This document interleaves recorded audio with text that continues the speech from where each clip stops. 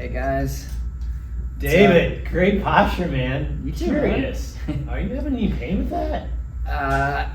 Not right now. Nah, yeah, me either. Cool. Have you been told you should probably sit up taller though? I have, yeah. Yeah. Many times. Yeah. Well, let's talk about it. How about you? Yeah, tremendously. My mom was a physical therapist, is a physical therapist, so I'd be playing video games, she'd come from the back. Sit up taller, sit up taller. Yeah. We get that a lot, right? Yeah, and that's what we're talking about with this episode here. We're kind of debunking the myths about posture and pain, right? 100%. I mean, I think we get the question a lot as, we're evaluating shoulders or the back, people always say, I sit for a living, or I'm in the same position for a long period of time, or, you have forward position. And I think people have a correlation of bad posture equals pain, right? Yeah. Well, just like you mentioned, about your mom, I think from the beginning of time, it's like your mom tells you what in church or in school, like sit up tall, sit up straight. You're gonna hurt your back, you're gonna hurt your neck. So it's kind of been ingrained into us from our childhood about the importance of sitting up tall and having quote unquote good posture through school, through work, and if we don't, the results of not having optimal posture is going to be pain or injury or something along those lines. And what we wanted to talk to today is that kind of myth about if you're in bad posture, you're going to be in pain. 100%. I mean, I think you have to break down, what posture is, right? And I think you can look at it statically and you can look at it dynamically, right? So posture is just how you hold your body, or like how you carry your body, right? So we can give me bad sitting posture. Yeah. Right? Potentially this is not great. Right? This is a posture, right? But you can also have a posture to swing a bat, right? Or what's your posture to hit a tennis ball, right? And that's more a running posture, right? And so as therapists, we look at it from both ways. And for the most part, I think it comes down to how we educate our patients and really debunk that myth of, well, you sit for 8 hours, you're automatically gonna have pain. There are influences that we can talk about how you can control certain aspects of that, but just because you have a certain posture, I always say those are kind of the cards you were dealt, right? Is your body may like or may be inclined to be in this position, but we can control some factors with it. Right. We also have the discussion with our patients about pain and the origin of pain. But similarly, like when you start to compare people that quote unquote have, bad spines, scoliosis, torticollis, mechanically or structurally not set up to have optimal posture, but they're not in pain, right? Like you mentioned earlier when we were talking about Usain Bolt. Yes. Take a look at this. You can Google this, right? Yeah. Fastest man in the world, right? 100-yard dash in under 10 seconds, right? He's got a very wicked scoliosis. Yeah. Right? And does he have pain?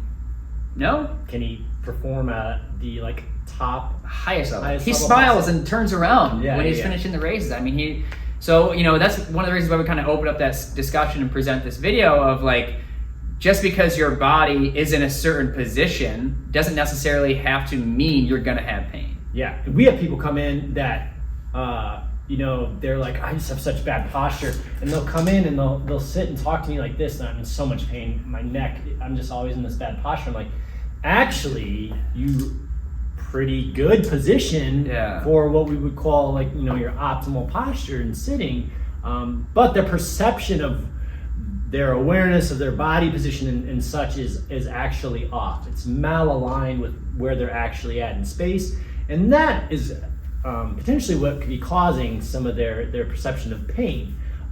So this idea again that if I'm sitting like this for a little bit of time and I'm going to absolutely have pain is not true.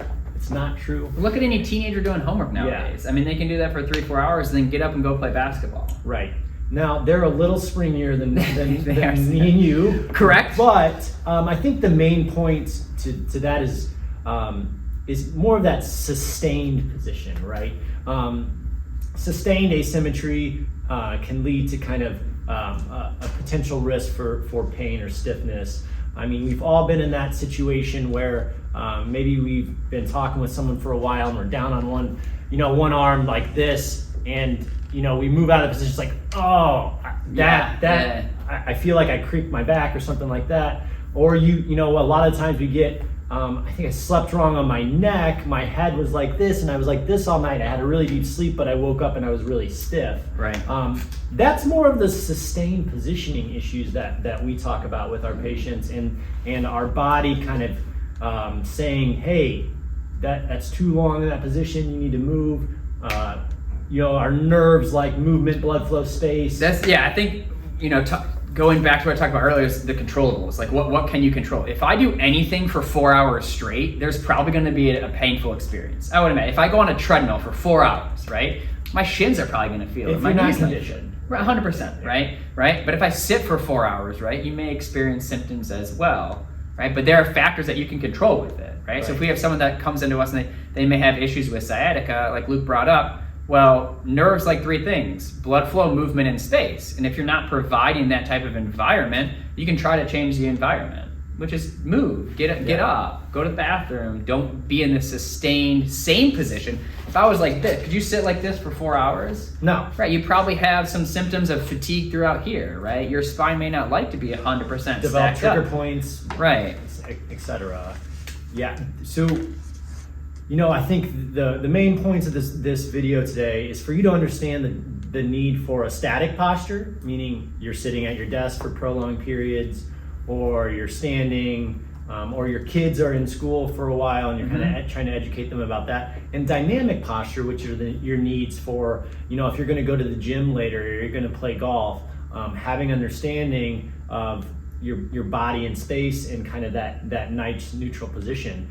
But also understanding that being in certain positions that we just discussed aren't going to cause you pain, all right? There's so many other factors that influence too many other factors that are going to influence that, and we want you to be aware of that, because we get the fear of, oh yeah, I spent all day yesterday at the computer typing, and I think that's what's causing my neck pain.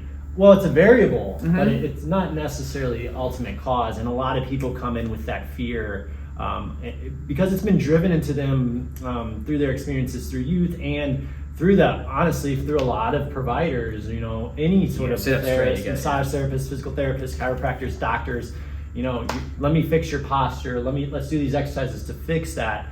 Well, maybe I think the discussion should be talking about how we can utilize movement to change our sustained positions. Avoiding those sustained positions, getting out, control the factors that are within your control.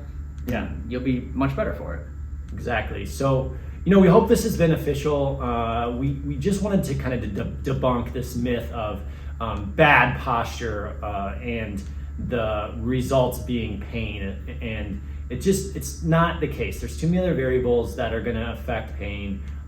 We want you to think about what do I look like in my static posture? What could I do to maybe potentially change positions more regularly? How do you influence the nerve system? Give my nerves movement, blood flow, space, and the risk for any sort of chronic pain or discomfort is going to significantly decrease.